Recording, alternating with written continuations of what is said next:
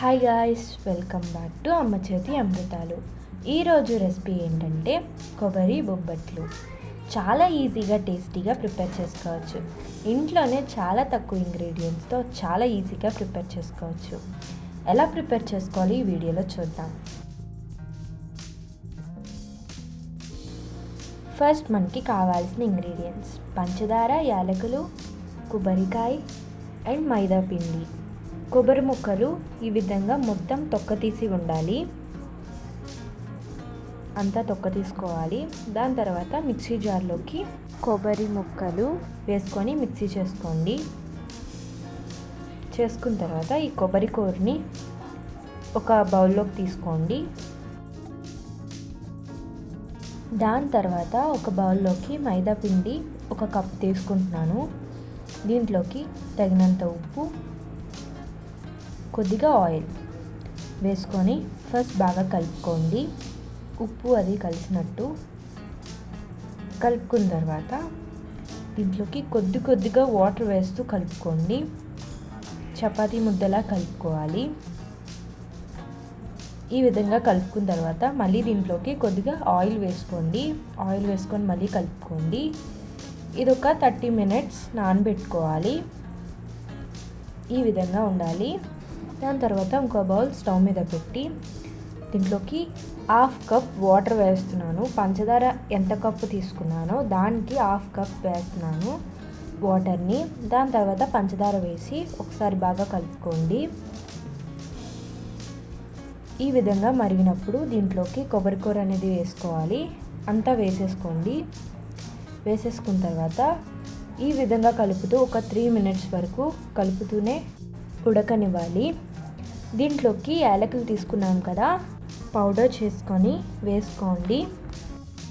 కొద్దిగా వేసుకున్న తర్వాత మళ్ళీ ఒకసారి కలుపుకోండి.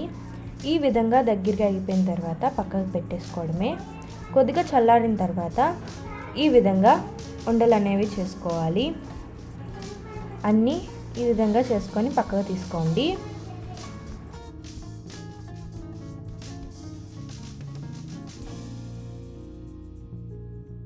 అన్నీ చేసుకోండి. దాని తర్వాత నేను ఒక కవర్ అనేది తీసుకుంటున్నాను. దీని మీదకి కొద్దిగా ఆయిల్ అనేది రాసుకోండి. నెయ్యి అయినా తీసుకోవచ్చు, ఆయిల్ అయినా తీసుకోవచ్చు. ఆయిల్ రాసుకున్న తర్వాత మనం ముందు కలిపి పెట్టుకున్న మైదా పిండి ముద్ద కొద్దిగా తీసుకొని నేను చూపిస్తున్న విధంగా ప్రెస్ చేయాలి.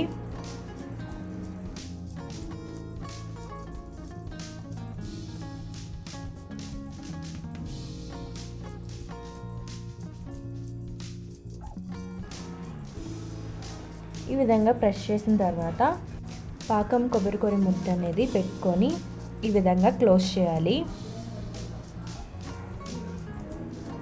అంతా క్లోజ్ చేసిన తర్వాత దీన్ని మళ్ళీ ఇంకో వైపు తిప్పి మళ్ళీ ప్రెస్ చేయాలి.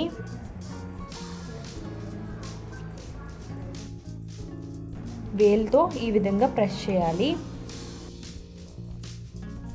అన్నీ ఈ విధంగానే ప్రెస్ చేస్తూ చేసుకోవాలి. పక్కకు తీసేసుకోవడమే.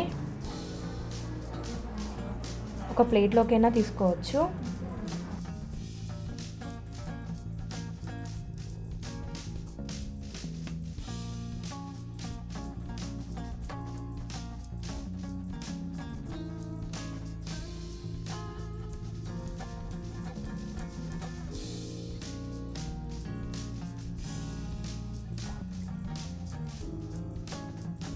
అన్నీ ఈ విధంగా చేసుకొని పక్కకు తీసుకోండి.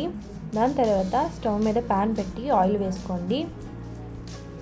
హీట్ ఎక్కిపోయిన తర్వాత మనం చేసి ఉంచుకున్న ఆ బొబ్బట్లు అనేవి ఒక్కొక్కటి వేసుకొని ముందు వెనక కాల్చుకోవాలి.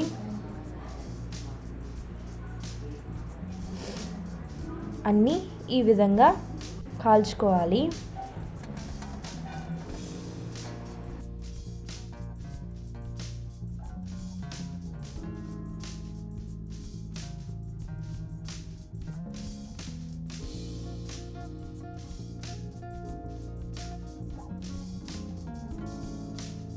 అన్నీ కాల్చుకొని పక్కకు తీసుకోండి.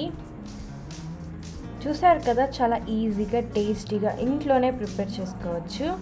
చాలా తక్కువ ఇంగ్రీడియంట్స్తోనే చాలా ఈజీగా ప్రిపేర్ చేసుకోవచ్చు. ఈ వీడియో మీకు ఎలా అనిపించిందో కామెంట్ బాక్స్లో కామెంట్ చేయండి. అండ్ ఫర్ మోర్ వీడియోస్కి సబ్స్క్రైబ్.